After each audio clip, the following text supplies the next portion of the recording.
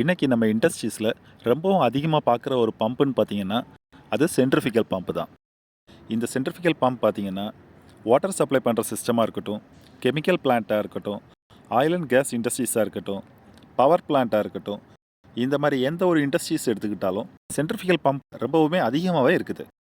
இந்த வீடியோவில் நம்ம சென்ட்ரிஃபிகல் பம்ப்னா என்ன, அது எப்படி வேலை செய்யுது அப்படிங்கிற டீட்டெயில் தான் இந்த வீடியோவில் நம்ம பார்க்க போகிறோம். ஃபஸ்ட்டு சென்ட்ரிஃபிகல் பம்ப்னா என்ன அப்படிங்கிறத பார்க்கலாம்.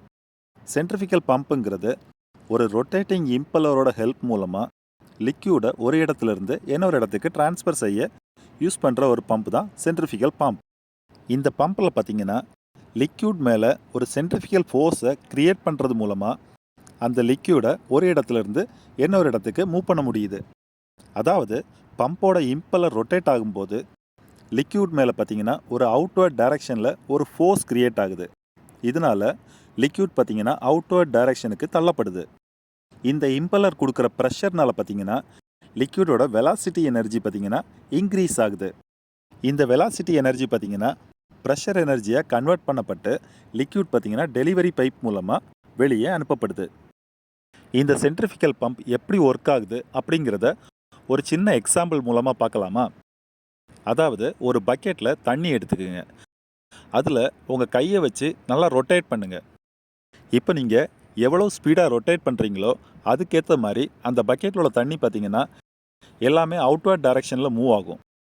இதே போல் தான் சென்ட்ரிஃபிகல் பம்போட இம்பலர் ரொட்டேட் ஆகிறப்ப சென்ட்ரிஃபிகல் பம்பில் இருக்கிற லிக்யூட் பார்த்திங்கன்னா எல்லாமே அவுட்வர்ட் டைரக்ஷனுக்கு மூவ் ஆகுது. பம்போட அவுட்வர்ட் டைரக்ஷனில் என்ன இருக்குது? பம்போட கேசிங் இருக்குது.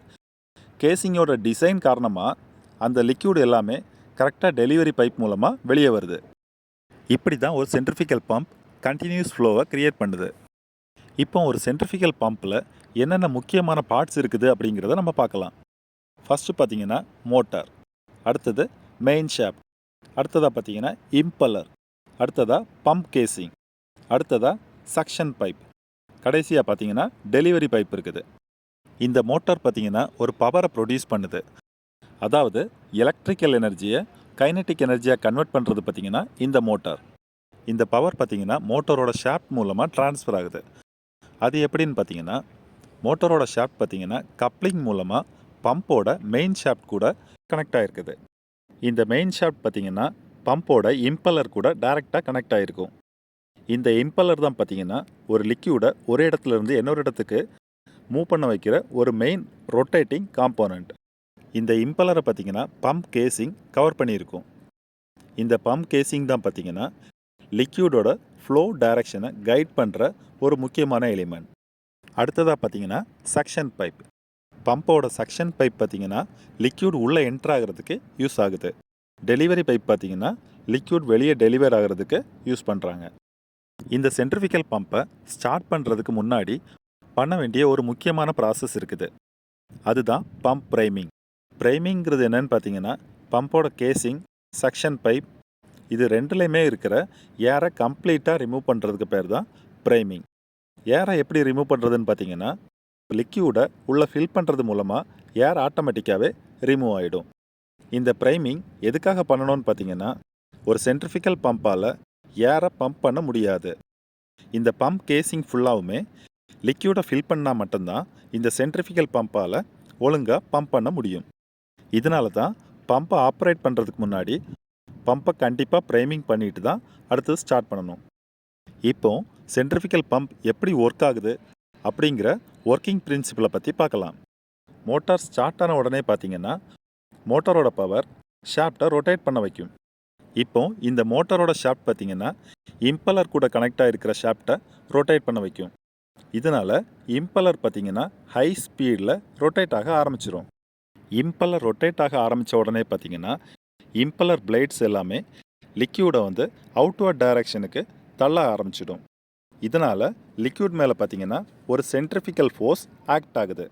இந்த இம்பலர் கண்டினியூஸாக ரொட்டேட் ஆகுறதுனால இம்பலரோட சென்டர் பாயிண்டில் பார்த்திங்கன்னா ஒரு லோ ப்ரெஷர் க்ரியேட் ஆகுது. இந்த லோ ப்ரெஷரை பேலன்ஸ் பண்ணுறதுக்காக சக்ஷன் பைப் மூலமாக லிக்யூட் வந்து பம்ப் கேசிங்கில் ஃபில் ஆக ஆரம்பிக்கும். இந்த பம்ப் கேசிங்கோட டிசைன் பார்த்திங்கன்னா அந்த லிக்யூடை ஈஸியாக வெளியே ட்ரான்ஸ்ஃபர் பண்ணுறது மாதிரி டிசைனில் பண்ணியிருப்பாங்க. இந்த ப்ராசஸ் கண்டினியூஸாக நடக்கிறதுனால தான் ஒரு லிக்யூட் பார்த்திங்கன்னா ஒரு இடத்துலேருந்து இன்னொரு இடத்துக்கு ட்ரான்ஸ்ஃபர் ஆக முடியுது. இந்த இம்பல்லர் கண்டினியூஸாக ரன் ஆகுறதுனால பார்த்திங்கன்னா லிக்யூட் மேலே ஒரு வெலாசிட்டி எனர்ஜி க்ரியேட் ஆகுது. பம்ப் கேசிங்கோட டிசைன் மூலமாட்டு இந்த வெலாசிட்டி பார்த்திங்கன்னா ப்ரெஷர் எனர்ஜியாக கன்வெர்ட் ஆகுது. இதனால் பார்த்திங்கன்னா லிக்யூடோட ப்ரெஷர் இன்க்ரீஸ் ஆகி டெலிவரி பைப் மூலமாக லிக்யூட் பார்த்திங்கன்னா வெளியே வருது. இந்த ப்ராசஸ் தான் சென்ட்ரிஃபிகல் பம்போட மெயின் ஒர்க்கிங் பிரின்சிபல். இதை சிம்பிளாக சொல்லணும்னு பார்த்தீங்கன்னா சென்ட்ரிஃபிகல் பம்புங்கிறது ஒரு ரொட்டேட்டிங் இம்பலர் மூலமாக லிக்யூடோட வெலாசிட்டியை இன்க்ரீஸ் பண்ணுது. இந்த வெலாசிட்டி பார்த்திங்கன்னா ப்ரெஷர் எனர்ஜியாக கன்வெர்ட் ஆகுது. இதனால தான் லிக்யூட் பார்த்திங்கன்னா ஒரு இடத்துலேருந்து இன்னொரு இடத்துக்கு பம்ப் மூலமாக ட்ரான்ஸ்ஃபர் ஆகுது. இதனால தான் இண்டஸ்ட்ரியில் பார்த்திங்கன்னா ஒரு லிக்யூடை ஒரு இடத்துலேருந்து இன்னொரு இடத்துக்கு ட்ரான்ஸ்ஃபர் பண்ணுறதுக்கு இந்த சென்ட்ரிஃபிகல் பம்பை யூஸ் பண்ணுறாங்க. இந்த வீடியோவில் சென்ட்ரிஃபிகல் பம்ப்னா என்ன, அது எப்படி ஒர்க் ஆகுது அப்படிங்கிற ஒர்க்கிங் பிரின்சிபல் எல்லாமே உங்களுக்கு ரொம்ப நல்லா புரிஞ்சிருக்கும்னு நினைக்கிறேன். இந்த மாதிரி அடுத்தடுத்த டெக்னிக்கல் வீடியோஸை பார்க்குறதுக்காக நம்ம சேனலை சப்ஸ்கிரைப் பண்ணிக்கிங்க.